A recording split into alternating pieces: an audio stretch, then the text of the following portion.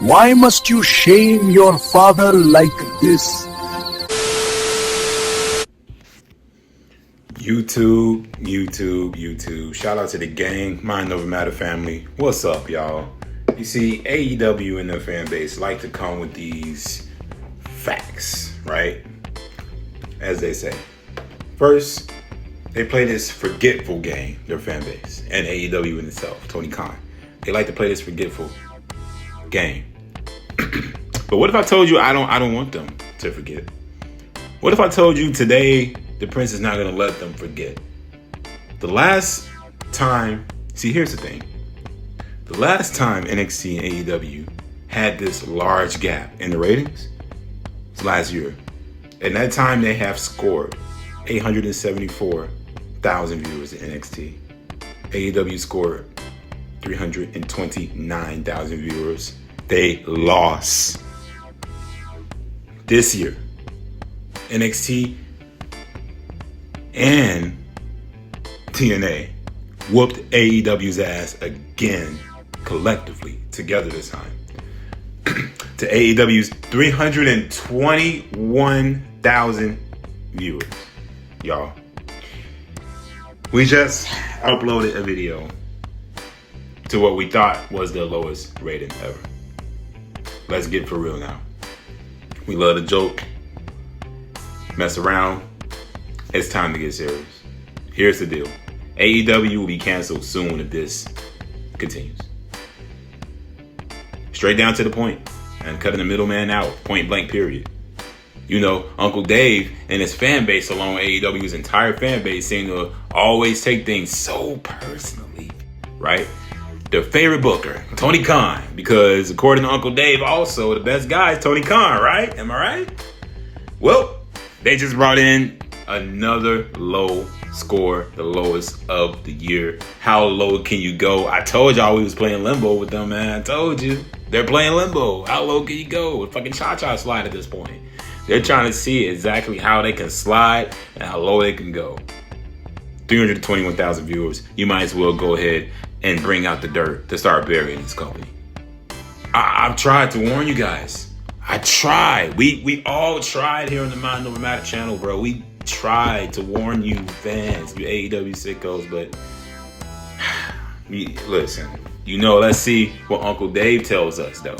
And his excuses he made for them. Y'all, he must be 5 years old with the excuses and the apologist attitude for the company. I'm telling you. Tell me, Dave, that you in Tony Khan's pocket without telling me you in this man's pocket. You in his bag. Come on, man. Let's keep it a buck. Anyways, this is the excuse Uncle Dave makes. NXT beat AEW last night. 619,000. 0.17 for NXT. And 523,000.16 for AEW. NXT does have the edge, being in 9% more homes as a network station. Now pause. Even though, let me get this straight. Uncle Dave wants to bust this out. But even though the CW has more reach, let me take y'all to school. Because it's on broadcast television. That's his point, right? Remember, y'all, that's his point. It's just one problem with that, David Boy. It's just one logic gap. The NXT still lost 200,000 viewers, damn near 3, since they were in the 800,000s at that time. My friend, that victory was short-lived over on the CW for NXT. But yet they still pulled out a victory, a W, over AEW. Dave tries it again, y'all, with the excuses. Saying that AEW didn't include the max numbers once again. Here we go. You get the deal. He's saying that the max numbers weren't included. Bro, come on, man. AEW was like Groundhog's Day. But they can't even seem to want to change. They just keep catering to the fans to get their rocks hard and off indie bullshit. No selling super kick 20,000 times, top rope planchas every 4 seconds, and thick riders. John Moxley, the story we thought was supposed to end it all in. Looking like Scooby-Doo in the gang, chasing after the ghost of Darby Allin here at the end of the show. My God. It's Darby Allin with a fucking Molotov, y'all. But hey, look, he had the right idea in mind, though. I'll tell you that. I will tell you that. He had the right idea in mind. Because this show needed to be blown up. It was horrible. That's what you put up against NXT Showdown? Darby Allin and I do have something in common, though. We agree on something. Even he knows that he can't take this shit no more, that Tony Khan. He can't take how terrible the show is no more, bro. To a point where you got a plumber. You got plumber A and plumber B and Moxley is, and you know, Moxley's going up against Ishii. And you know what? Darby Allin just looked at all this shit and said, you know what? Let's just blow the whole show up. Fuck it. Molotov. Fuck it. Might as well. I don't blame him. No, I don't blame him. You put that up against NXT's Showdown versus TNA's fake Showdown. Ishii versus Mox. That's all you got? Wow, man. That's cartoonish as it gets. That is cartoonish, dude. And they still beat them collectively. TK, that's a developmental company, man. NXT. And a company, TNA, who's been absolutely dead for the last 7 years almost? What the fuck? How do you allow this to happen, bro? I know by playing around with Rico shit, right? This is probably how. By playing around with Rico shit and his little buddies who can't even put anybody through a table, man. Ugh, this dude, he's just playing around with his buddies, the demand, even though he can't demand anything in his own life because, oh yeah, and guess what? They still lost, right? They still lost. They're losers, just like I told y'all before. I got a demand of my own Rico shit. The Prince has a demand of his own. I demand Rico shit and his garbage faction get off my television if TK is only going to deliver us this. What about Rico and his group actually getting the one up on the Hurt Syndicate? Did you think about that, Tony Khan? Come on, man. I shouldn't be having to give you all the gems, man. I shouldn't have to be giving you all the San Andreas cheat codes, man. The Grand Theft Auto cheat codes. Not in this garbage match, bro. And by the way, match wasn't even all that bad.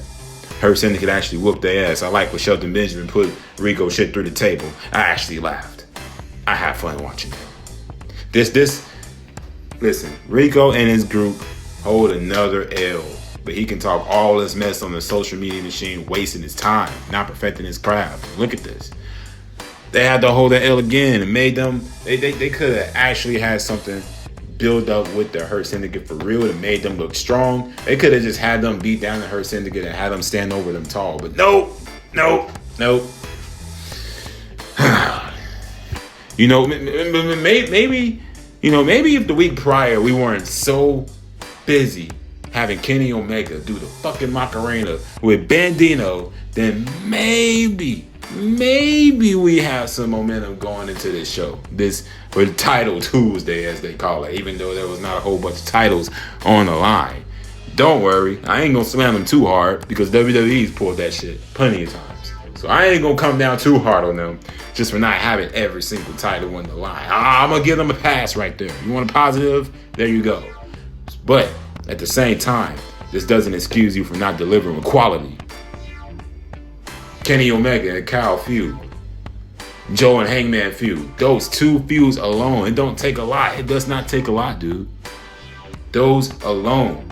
You can drag that drama throughout the show. Those two feuds alone. Okay, you gave us Hangman and Joe out of nowhere. Okay, fine. I didn't like it, but we're here now. Let's do something. Why is Mercedes Moné in another meaningless, boring, by the way, title match against who was that from WWE who got released? Casey Catanzaro, right? What is that the one? Lacey Lane. It's good to see her. Not hating. People on the X Machine just told me that they agree with Daniel Bryan. That Daniel Bryan clip is going viral from the All Out post. He thinks Mercedes is better than Ultimo Dragon in his prime.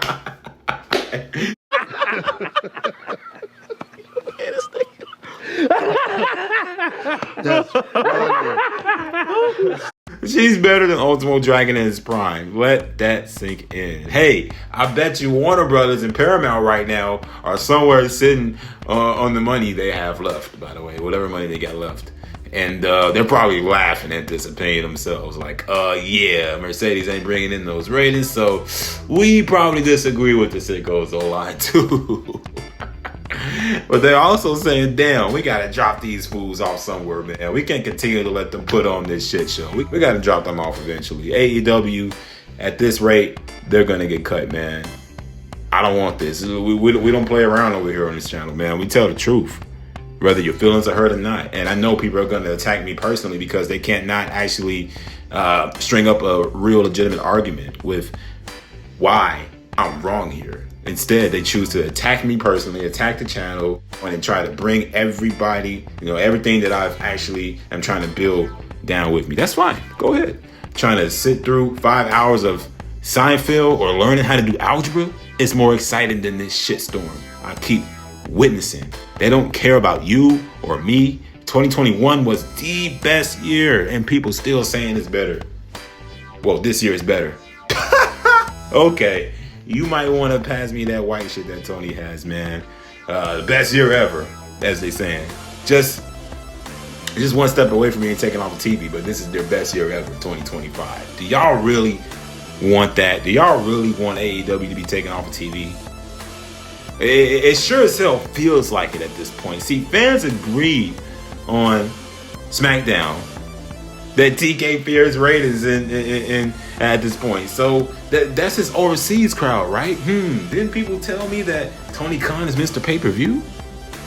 But he usually draws when they go overseas. You see, that's an easy crowd. They want to see what we're doing over here in the States. Bro, TK, I thought the overseas crowd was your bread and butter for pay-per-view. What happened, bro? What's happening right now, bro?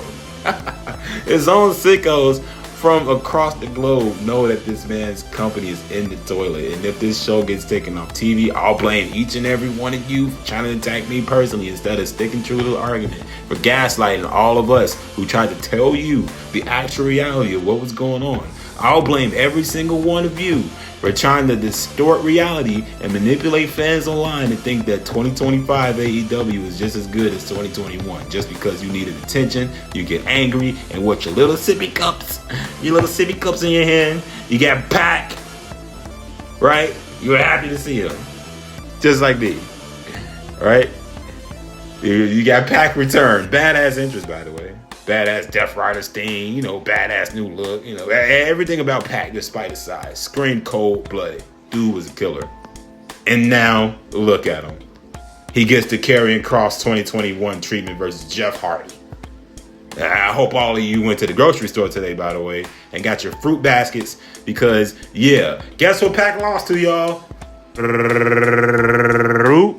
Roll up. That's right. That's how Pac lost. Via the fruit roll up. The fruitiest wins from Orange Juice Cassidy, man. He basically is Randy Orton at this point.